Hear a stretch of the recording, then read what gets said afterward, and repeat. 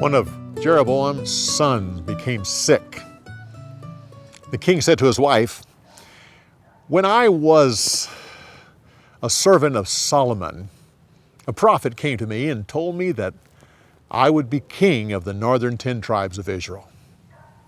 This prophet lives in Shiloh, so I want you to take a gift of food and go ask him what will happen to our son. Wear a disguise so that he won't know that you're my wife." At this time, the prophet was old and blind, and the Lord said to him, "The wife of Jeroboam will come to you wearing a disguise. She's going to come to ask you about their son." And then the Lord gave him exactly what to say. When the prophet heard her footsteps, he yelled, "Come on in, wife of Jeroboam. Why are you wearing a disguise? I have a message for your husband, and it's a terrible message. The Lord says, I selected you when you were just a common man. I ripped the part of the kingdom from the family of David and gave it to you. And what have you done with it? You haven't followed me. You haven't obeyed my commandments. No, you insulted me with these 2 golden idols.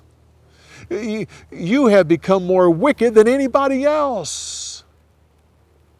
So hear what I'm going to do to you. All the male members of your family will die a terrible death. The family name of Jeroboam will be removed from the earth after you're gone. Those who die in the city will be eaten by dogs. Those who die in the country will be eaten by birds." There's only one exception to this, and that is the son who is now sick. He is a good man, the only one in your family. He will die a natural death and be buried, but he'll die as soon as you arrive home. You'll bury him, and all of Israel will mourn his death, but he'll be the only member of your family who will be buried. I am doing this because of what Jeroboam did to Israel. Because of his sin, I will hit Israel so hard it will rip the roots right out of the soil. They'll be carried off into captivity and be dispersed among many nations. She went home, and as soon as she arrived, her son died. He was buried, and all of Israel mourned his death.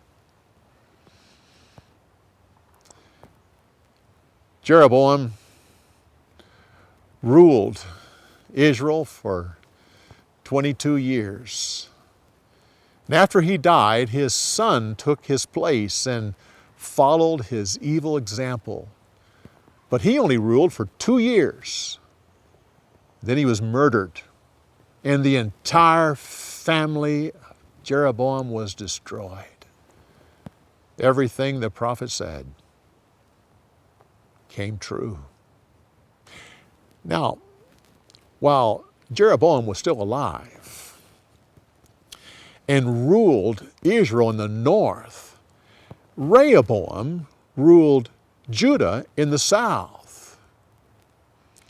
He also made the Lord angry because he led his people in evil.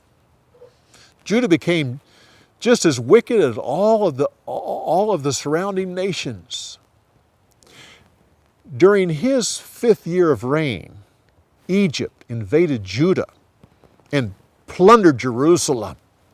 They took all the gold from the temple and the royal palace.